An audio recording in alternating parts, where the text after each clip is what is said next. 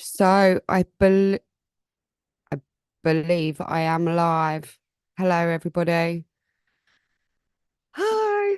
Hi. So this is my first YouTube. Let's see what happens and see who's going to come in. And hello, Scott. Ace MacGyver.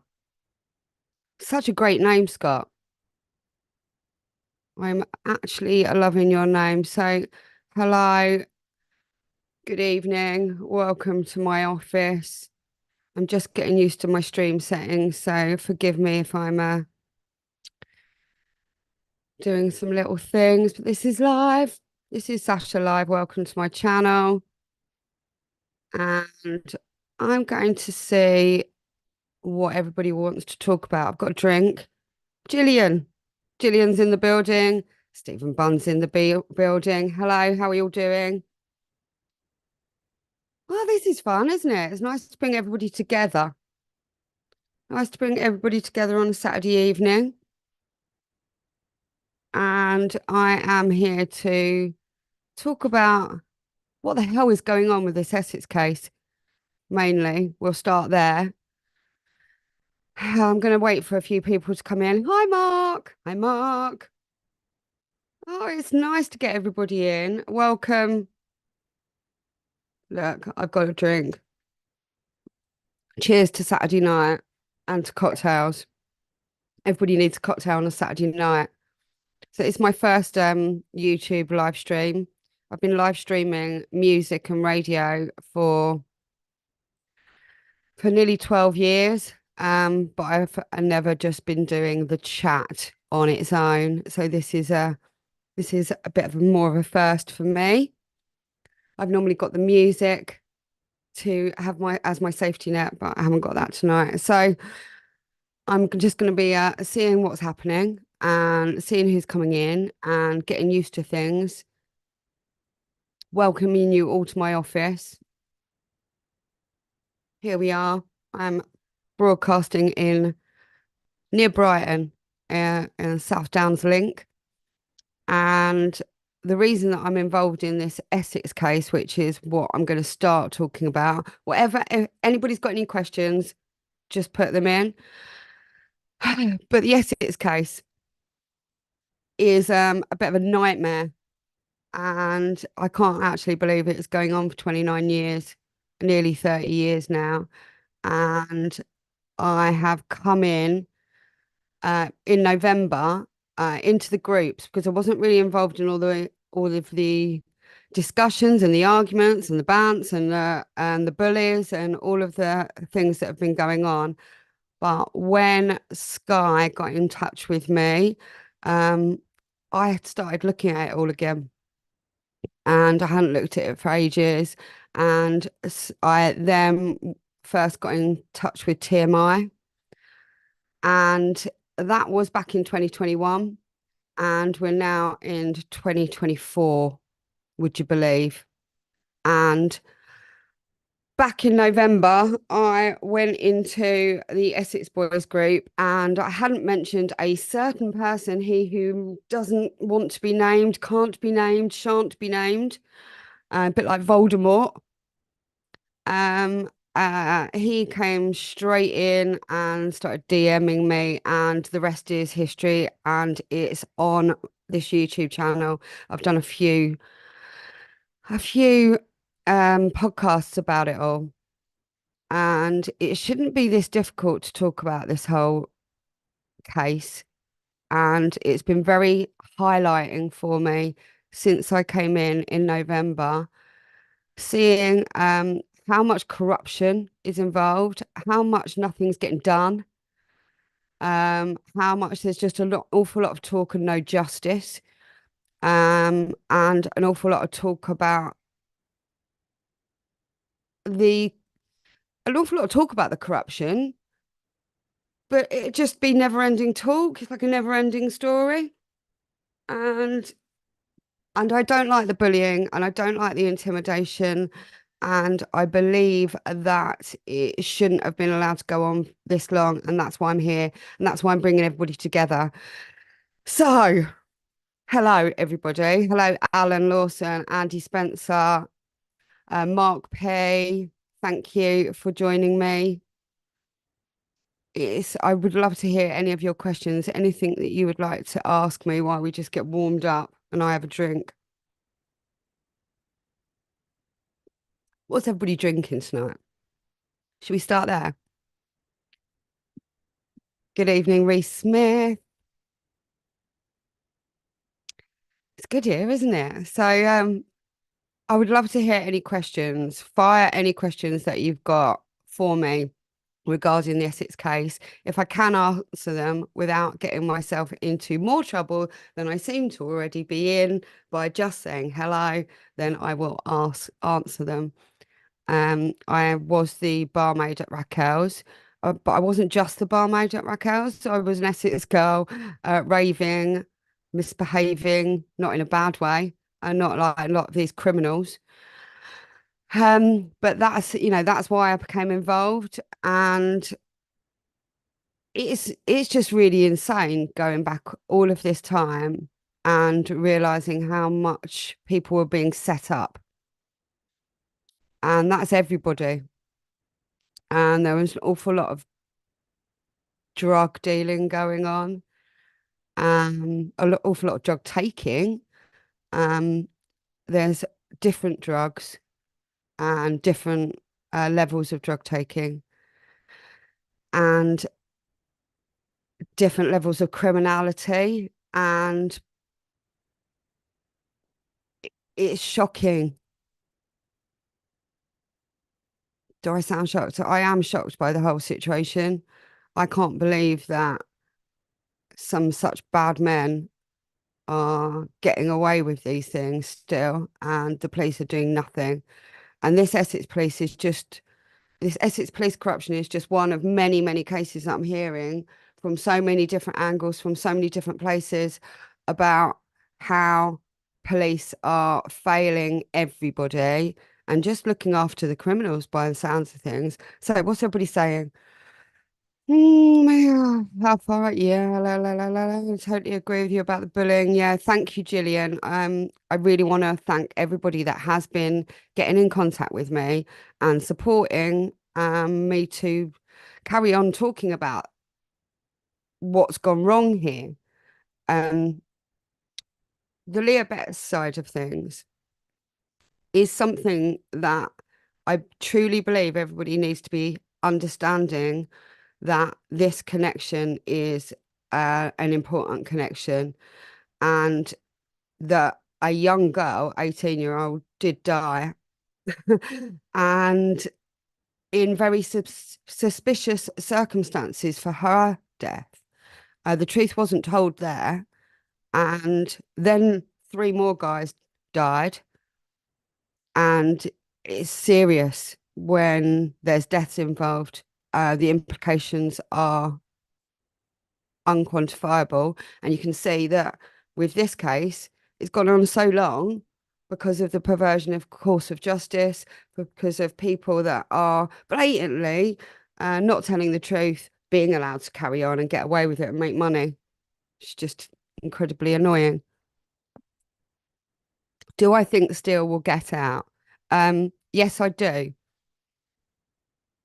I think he'll probably get out on the same basis as Holmes and be gagged from talking to anybody. I don't agree with that in any way. Everybody has a right to free speech, especially when you've done your time. Um, I do hope and pray to God that Steele does get out. This whole appeal process and the whole police process stinks to high heaven. And I generally feel that we should have a stronger public union and unity coming together to try and stop these injustices, because there's just so much talk and not enough action. And I know lots of people, I'm frustrated that we feel like we're being silenced and intimidated and shut down. And I know an awful lot of other people, and most people just give up and like, oh, I can't be asked. And that's allowing this kind of behavior to carry on. How often did the Essex boys visit Raquel's? Says Mark. So I am no doubt the Essex boys used to come in and out of Raquel's, as did many people. But one of the things that everybody should remember about Raquel's is this. Raquel's was a young club, i.e., if you were older, like in your 30s, mid 30s, and suited and booted, you kind of stuck out. And this is why Mark Murray, I always remember Mark Murray because he always wore the loudest shirts and he was always a lot older. He looked older. I'm not quite sure how old Mark is, but I knew he was older than the general clientele in Raquel's. Now, being the fact that I was only 21 years old then, I wasn't really kind of looking at how old people were going, oh my God, you can't let those people in because I've been let in clubs underage for so long. It was kind of the norm for me then. But what I'm kind of saying is this, the older crew and the older guys were an awful lot in the green room. They would all be staying together. It would kind of be huddled together. The bouncers were always, Tate, Tucker, and Rolf. It was all about the firm and the bouncers. So these kind of people were hanging in their groups together at the club and not socializing with us. I Tate, Tucker, and Rolf may have been in there an awful lot, but I wouldn't have remembered them by face unless I'd been introduced to them and going, oh, this is Tony Tucker or this is Pat Tate. I wasn't introduced to anybody. I wasn't introduced to them by name. Um, I might have served them at the bar. I served lots of blokes at the bar. Who knows? There are certain people that I remember well from the small amount of time that was at Raquel's. Um, and that is the head doorman because he was a character, as I've said, that just put a kind of, it was just, I would stay away because he was known to be violent and Raquel's was known to be violent. And so, yeah, I didn't know the boys before they died, but I do have boyfriends, close boyfriends, as in male friends, that did know the boys and that were a little bit more closer to that kind of league. And also, you've got to remember as well that because we were all youngsters at the time, there was all of this grooming going on that I now understand.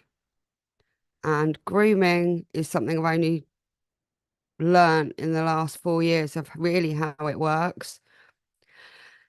And that's the truth of how this case has been involved with the younger people in it.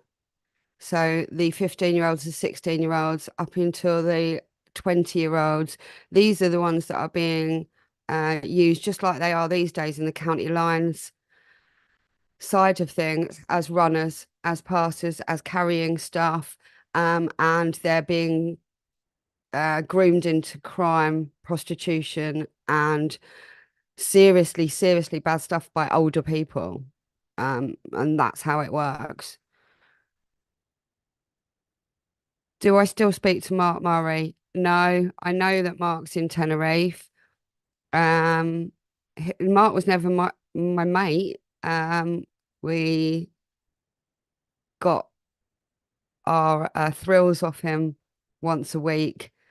Um, I popped around his house, but didn't go outside once.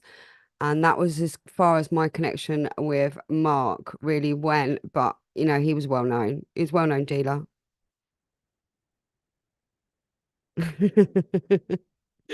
How much was a pint? I can't remember. Mm. Pat couldn't have spent much time there because he was in prison. Yeah, there you go.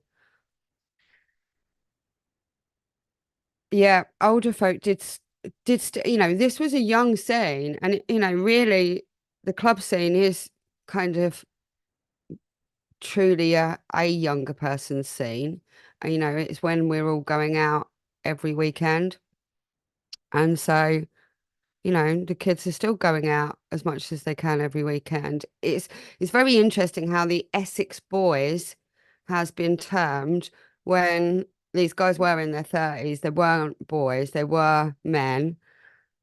And these guys and the doorman, they were up to some serious crime. And we kids weren't. And when you can see the amount of grooming and the amount of serious violence and sex and prostitution, you know, I'm not laughing about it. That's what it comes down to. There is no drugs without no there's no crime without sex and drugs. Um, Sadly, we live in a world where people trafficking is at its worst. And I'm not somebody that can just sit around and not talk about these things when it's been going on for 30 years and it's still going on. It's getting worse and it's happening in every town. And, you know, and that's the greater picture for me.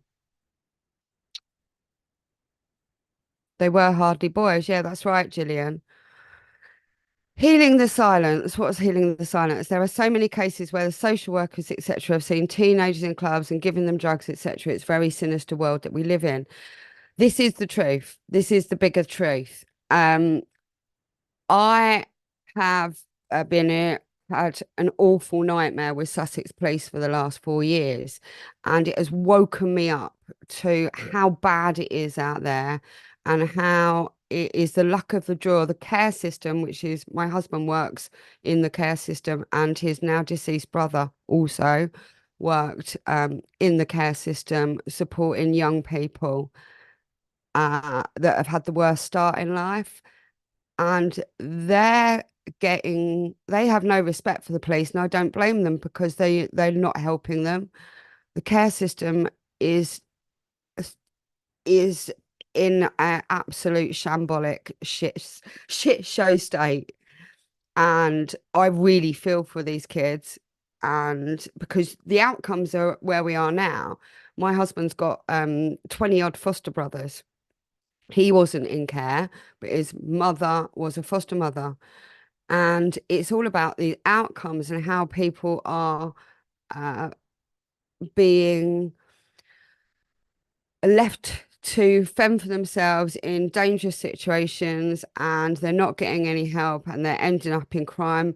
Of course, they would be. And then they're ending up in prison, traumatized, shut down, left for dead. Nobody cares. It's just, it's just awful. You can see that I am ranting about it because it's upsetting, and it doesn't matter whether it's the Essex Boys case or the Nicola Bully case or our case or other really, really high prolific cases that I've been involved in, and nothing is getting done. And I'm not happy about it. So this is an interesting point. So Stephen Bunn said, why is he, who doesn't like being named, otherwise he'll just strike my channel and I'll have to spend all my time um, going back to YouTube and going, oh, this shouldn't be striked because of. So I'm not going to name him, but we know the person that has been bullying all kinds of witnesses, not just me. Why is he so scared of what we've got to say? Because he is always been talking pathological untruths from the start. He's been scapegoating people, he's been setting up people. I have absolutely, I'm sure that he set up the boys. Um, and of course he doesn't want anybody to call him out. It's a typical person that's been trying to evade justice since the start. That's what I feel. Silver Fox 40 says, have I spoke with Brian Ralph? I have spoken to Brian. We were going to do a podcast together, and then Brian was too busy. He confirmed he was going to do it. We were talking, and then he suddenly said he wasn't able to do it, which is a shame because I think I would really like to talk to Brian, and I think both of us having a uh, open discussion about this whole situation would should be done sooner rather than later.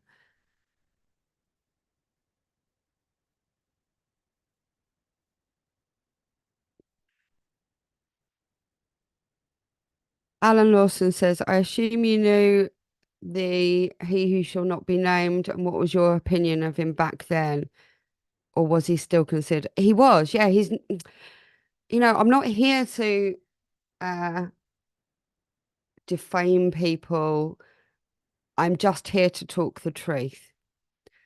And that he was never liked.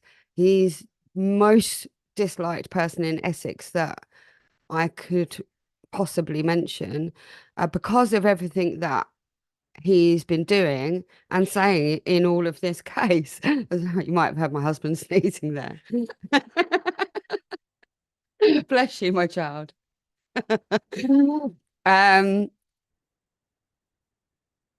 so yeah, it just seems ridiculous that that particular person hasn't been questioned, hasn't been hauled in, and especially for the evidence that he's given to have two people locked up.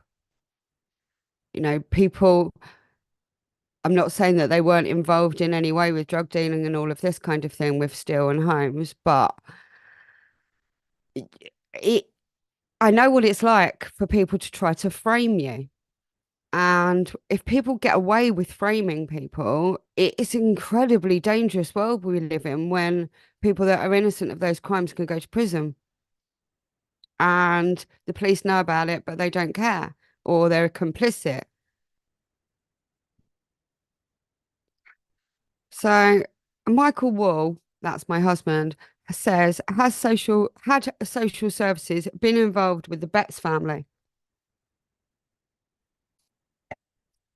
So when it comes to Leah Betts, we have these things. So Leah Betts, she just turned 18 about a week and a half beforehand.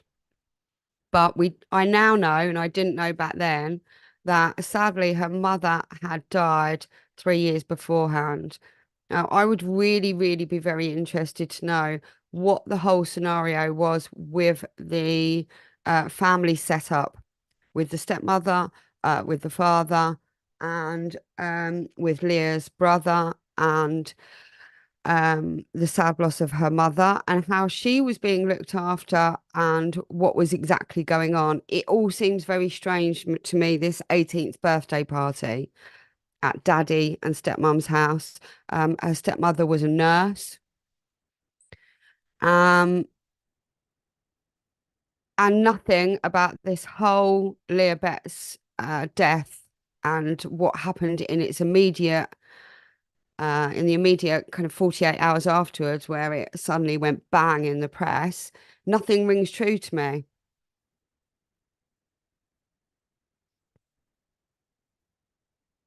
You tell me what you think. It's not that I wasn't at the party, but I would love to speak to anybody, any of the four people that Leah's best friends were. But I have a very, very strong idea that these people have been intimidated already. They have had an absolute nightmare. The four friends of Leah's, they were hauled into court, accused of drug dealing, all of this kind of thing, when we blatantly know that the doorman and the drug dealer in Raquel's should have been the people that were called in, and not them have just seen their friend go into a coma on literally practically children. I think Brian's a good guy as well. I started reading a bit of his book. Silver Foxes thinks Brian is a good guy. I know Brian is busy. Um, I get a bit bored with the busy thing. So I'm really busy. I'm really busy and I've got so much going on in my life and so much I want to do. So when people say they're going to do things and it only takes an hour to do a Zoom call and to have a chat, and then it gets put off and put off, and then they go, "Oh no, I can't help you." Just like, what am I doing? Wasting my time?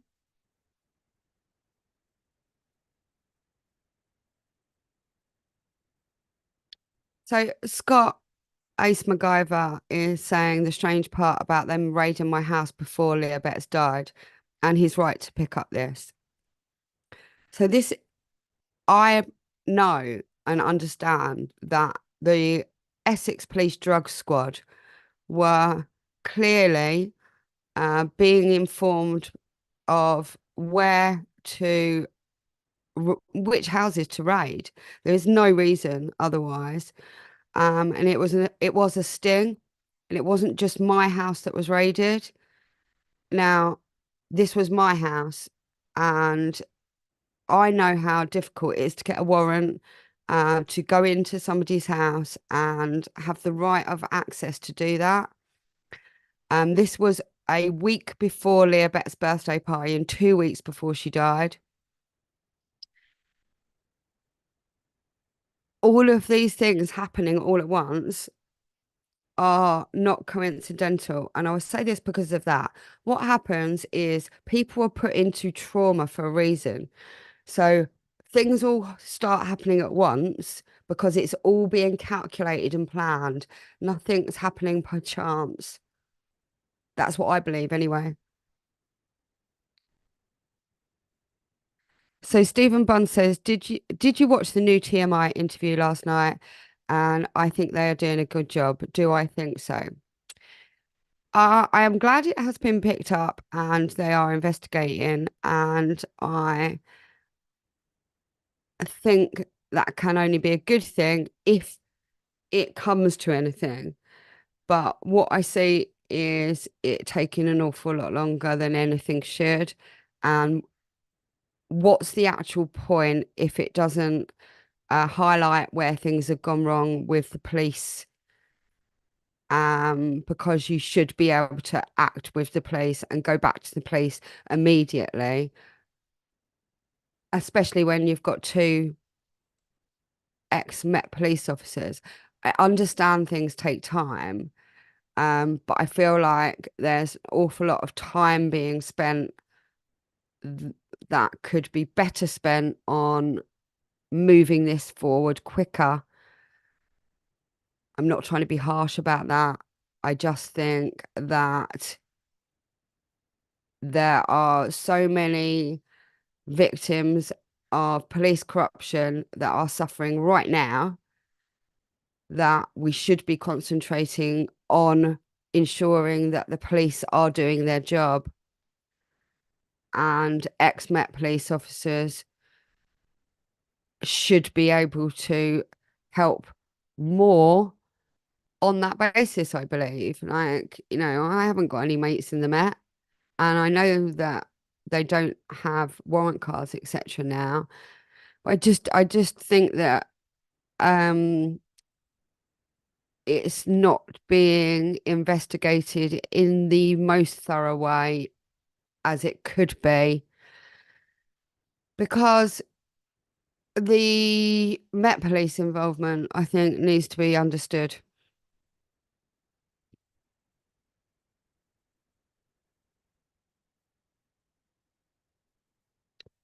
Healing the Silence says, Sasha, if your house was raided before it all happened, when did you see or hear undercover police were visiting Raquel's? So it was only on the night after Leah Bettis had died that we were told that undercover police were going to be in there. I never even thought about undercover police being in Raquel's before that. Um, the door knew everything that was going on. It was only that night, that after Leah Betts was in a coma, that they said undercover police were going to be in Raquel's. There was nobody in Raquel's that night, and that was the end of Raquel's. It literally went, I got raided that Friday. Then Leah Betts's party was this 1 week afterwards. 8 days afterwards. And then the last Friday night, Loveland at Raquel's was the Friday after that. And that was the end of that era of Raquel's. I was not aware of police in Raquel's before that. And the crazy thing about the raid was it was such a shock for me that it happened. But also for the fact that I was so thankful that, there was literally nothing, not even a little joint or anything like that in my house. I was so thankful that I or my boyfriend hadn't ended up in trouble, that I didn't really talk about it, obviously, at the time. I didn't mention it to anybody. We just got on with it. And then all of this happened straight afterwards. So, and we all kind of shut up after that, because it was all so on top and we were all just worried about getting into trouble.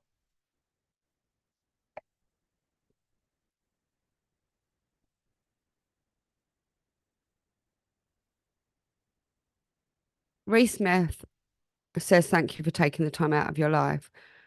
I honestly believe, and this is why I'm doing it, I've been on for half an hour, um, and this is why I'm doing it. I honestly believe that in this world, we need to come together to actually get justice and to support each other, because there's so much trauma that has been incurred to many of the younger generation by the older generation, kind of grooming and all of this. And it's not being recognized, and people are being still traumatized, still silenced, still shut down, and victims and are not getting help. I hate to think of myself ever as a victim. I like to think of myself as a warrior and survivor, and I am, but I am also a victim of abuse throughout my life. And I just want to make those, I've survived. I'm still here, and I really want to be able to bring us all together and try and call out these abusers and make things better for the future. What's the point of being here otherwise? It's what are we doing here? What's our purpose? Alan Lawson, do I think the case will ever be solved? Um, it's do I think the case will ever be solved? I think what's important is not exactly who shot the boys, it's who set it up, why it was happening, and why it was allowed to why the next couple of years and the whole court case and everything, why that was allowed to happen, and why Essex police are still allowed to ignore it. Because the actual, who shot them is not the greatest thing, not the greatest issue. It's who set it up. Because it wasn't just one man doing a hitman on his own, it was all calculated, it's all premeditated, it's all coerced. And if you can link that up and that coercion as to who's making money out of it, why they're scapegoating, why they're scared, then you've solved the case. And then we can actually, and we shouldn't be waiting for it, actually come together to kind of make a difference so that this kind of police corruption doesn't continue to affect us all, because none of us are safe in a society where the police are corrupt.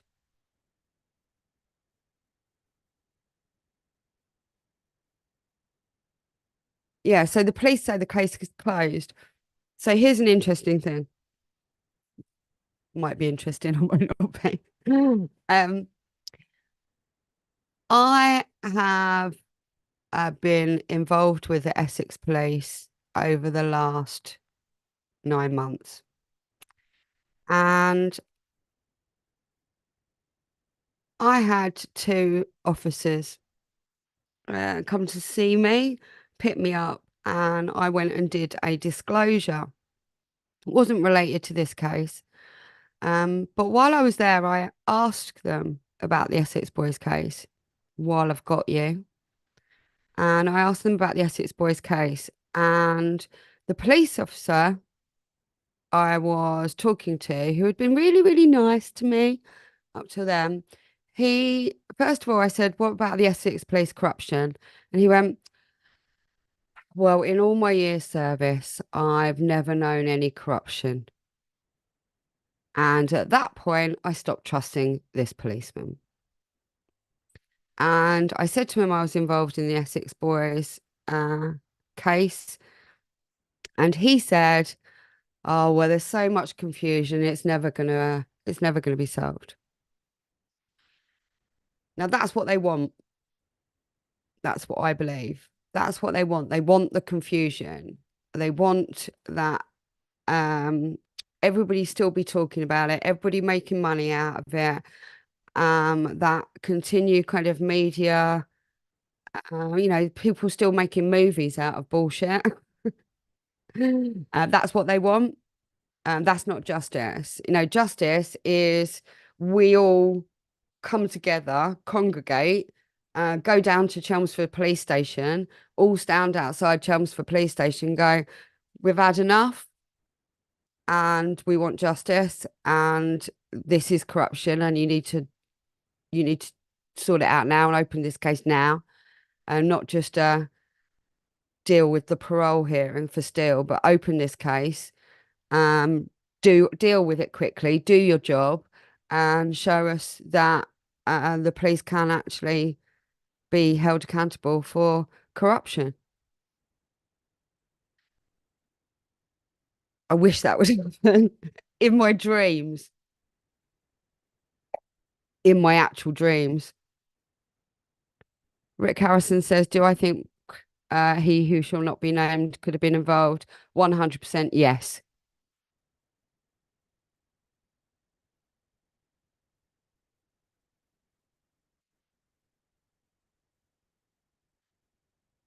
So healing the silence, and I love your name. Healing the silence is what we need to do, uh, because being silenced and losing your voice and feeling like nobody cares and that there's no justice in the world is the worst possible thing for anybody's mental health.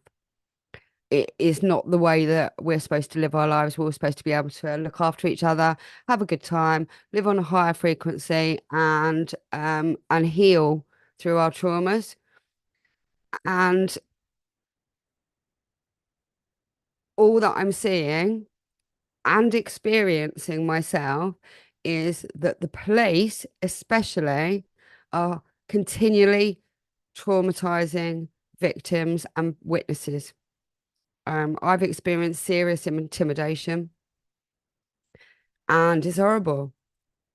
Like I was doing well before the police got involved, and unfortunately or unfortunately, or whatever the case may be, my husband's brother called 999 in distress.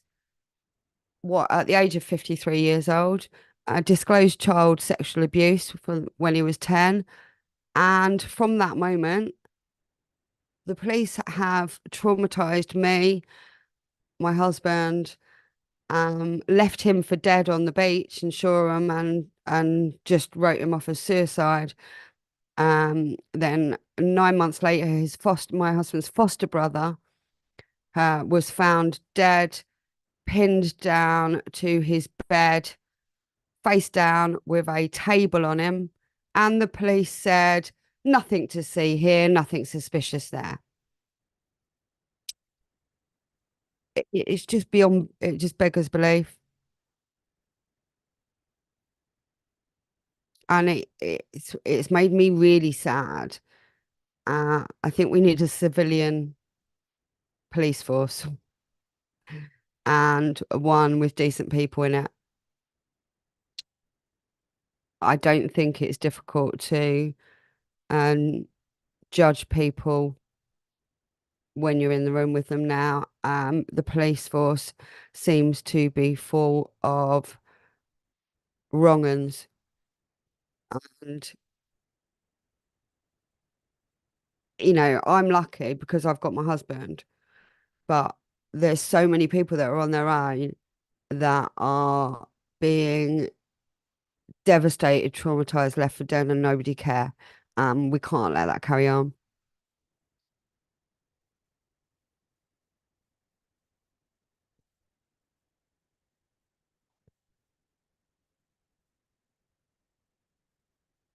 You know, and I really do thank you for all your love and support. And I know that I'm not alone because I know that this is happening since it's been going on for me.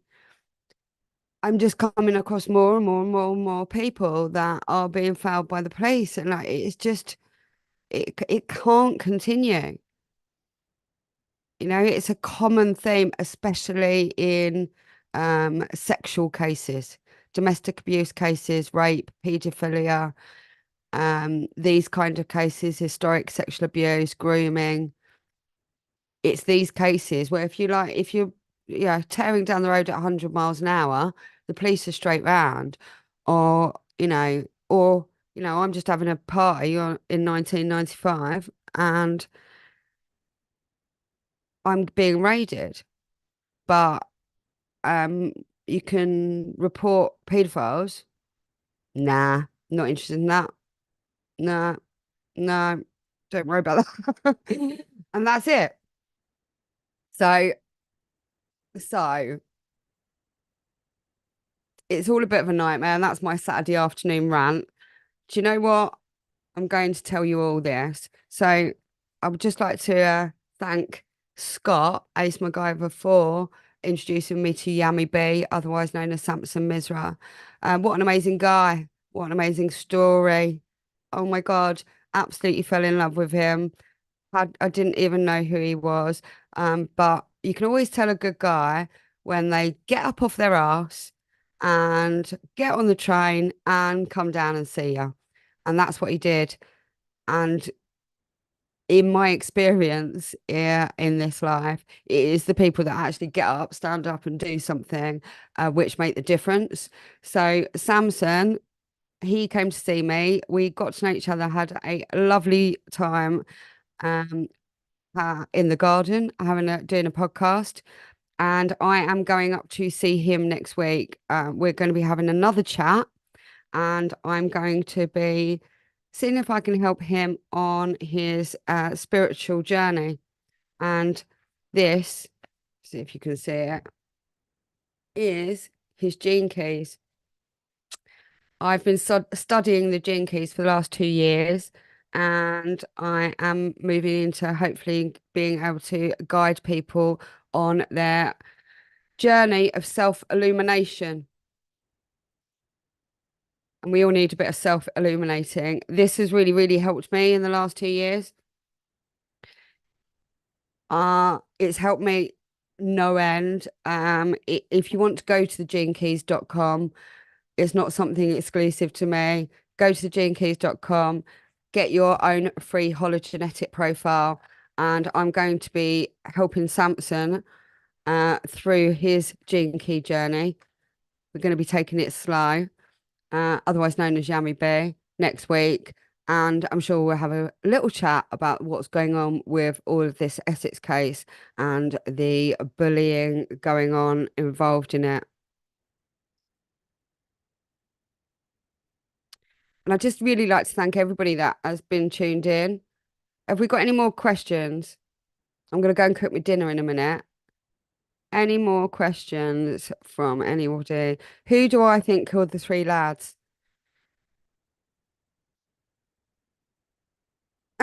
There's a question. I like a do one, do one. I like that. A direct do one. So do one says, who do I think killed the three lads?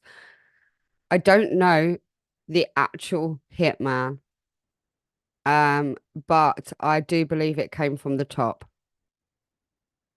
Can I put it like that? Yeah, we'll put it like that.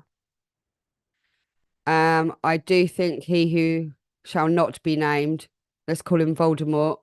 I do think he was heavily involved, and I do think that the boys were going to beat him shitless. And he was scared.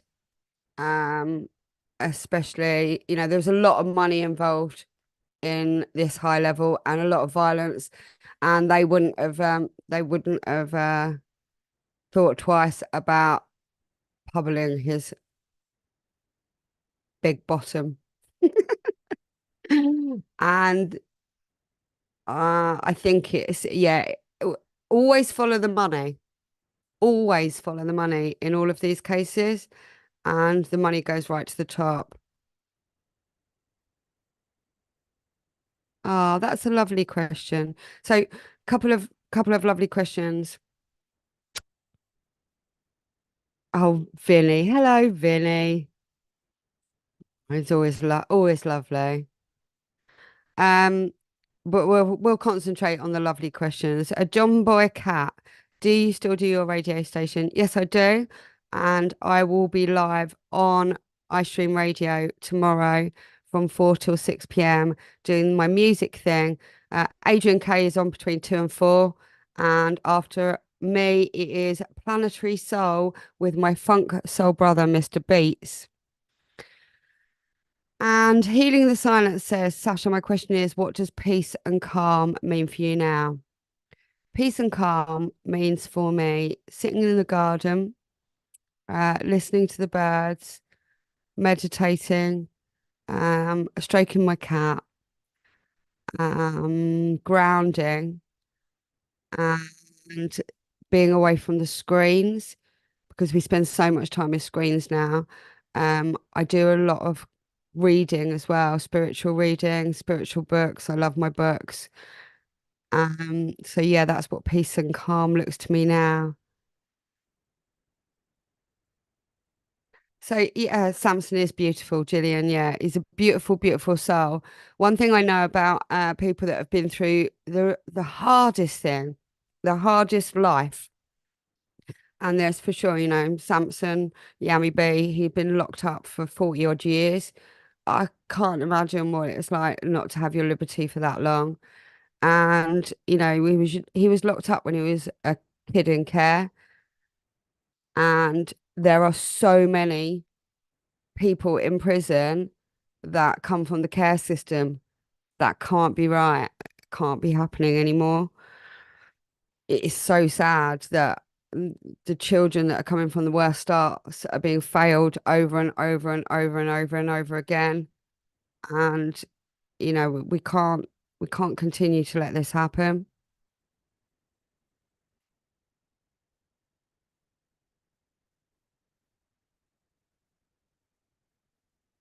Healing the silence said, I love you, healing the silence. The interesting thing, I love you all. But anyway, the interesting thing is every truth seeker is very analytical, and it's why we smell the lies being told. It is true, actually. And it's one of the things when you've dealt with an awful lot in your life of trauma at a young age, safety and being very aware and picking up on what's going on around us is how we've stayed safe. And we have to be analytical to kind of work out what's going on. That's why we're still here, I think.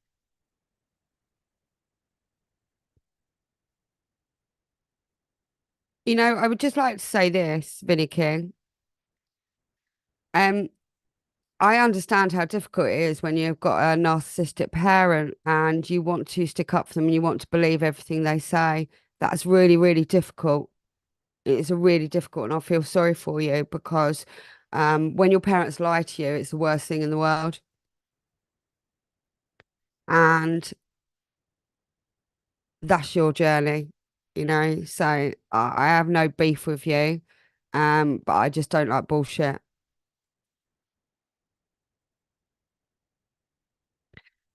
Right. Anyway, I'm going to go and cook my dinner. It's been lovely talking to everybody, and I will jump on and do more lives and keep up the conversation. And I do generally think that we should all congregate in Chelmsford uh, with some whistles. I've got a new company or new organisation called Whistleblowers United, which is born from all of the trauma and nightmare that I've had over the last 4 years.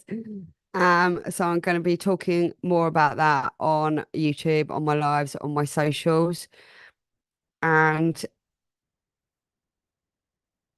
I just want everybody to feel that we're not alone and we are supported. And even though there is an awful lot of bullying, an awful lot of oppression, an awful lot of struggling, an awful lot of trauma, that we can get through it and we can get through it together.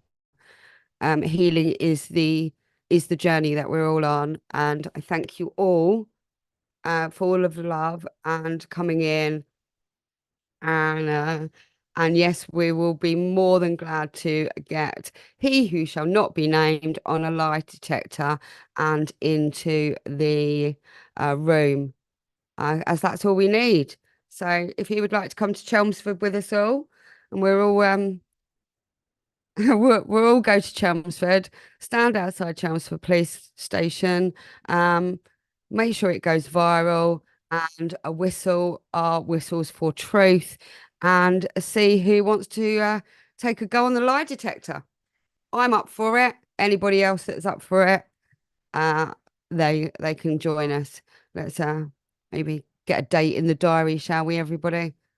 Let me know what you think. Anyway, so have a good Saturday night, everybody. I'll be on the radio tomorrow at 4 p.m. and I would love it if you would join me. Lots of love. Over and out.